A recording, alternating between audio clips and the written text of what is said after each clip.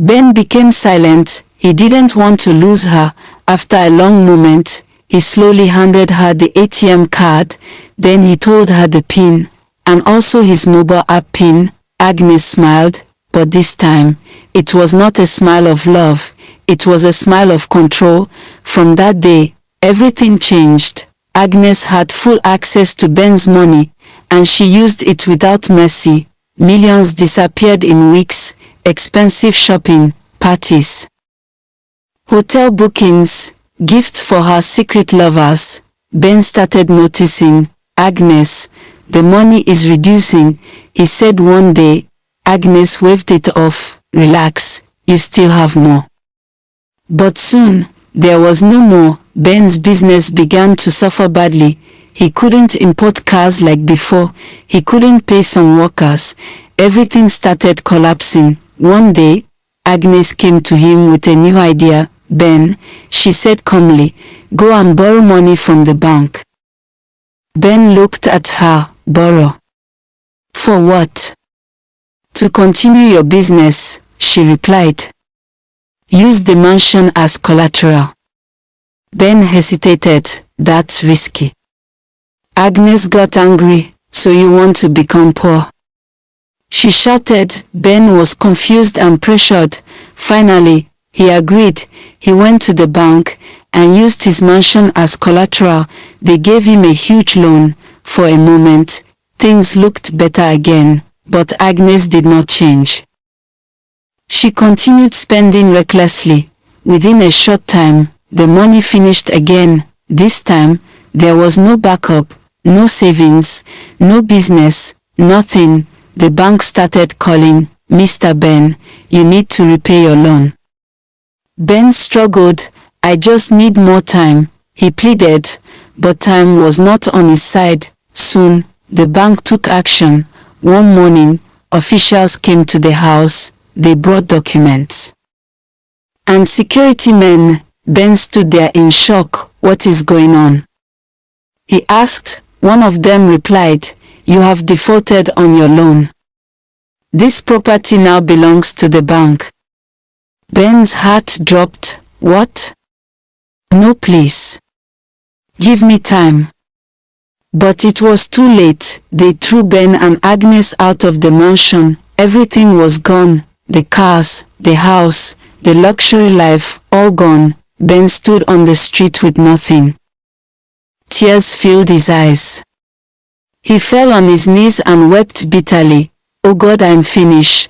But Agnes, she showed no emotion. Instead, a few days later, Agnes rented a small, dirty, dusty house, a place far from the life Ben once knew. Ben was surprised. Where did you get money for this? He asked. Agnes looked at him and smiled slightly.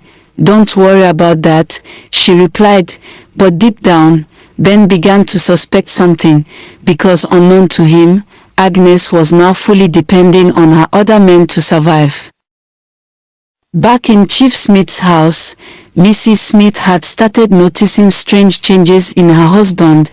He now came home late, especially on weekends. He answered calls privately. Sometimes he would even step outside before picking them. Her suspicion grew stronger day by day. One evening, they were both sitting at the dining table eating. Suddenly, Chief Smith's phone began to ring. He glanced at the screen. It was Agnes calling. His heart skipped. He quickly turned the phone face down. Mrs. Smith noticed. Pick your call, honey, she said calmly. Chief Smith forced a smile.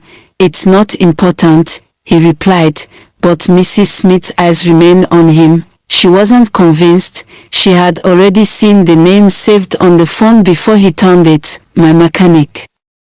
But something didn't feel right. After they finished eating, Mrs. Smith quietly stood up. I'll be in the backyard, she said. Chief Smith nodded, trying to act normal, but inside, he was uneasy.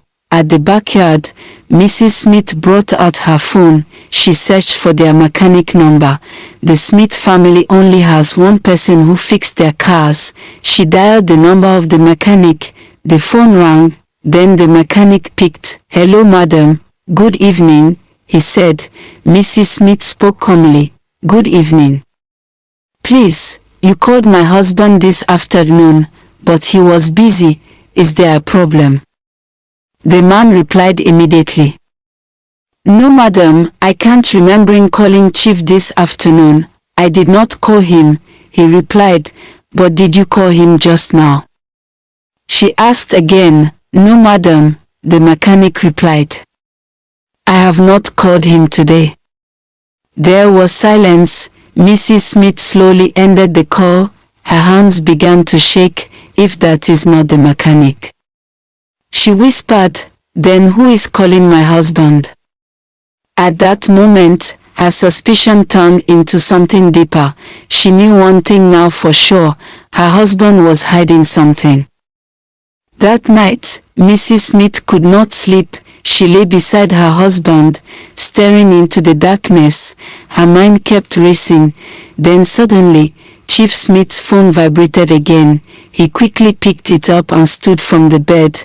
"I need to take this," he said, and walked outside. Mrs. Smith quietly got up. This time, she decided to follow him, slowly, carefully. She moved behind him. As she got closer, she began to hear his voice. Soft, secretive. "Hello, Agnes. I will see you tomorrow."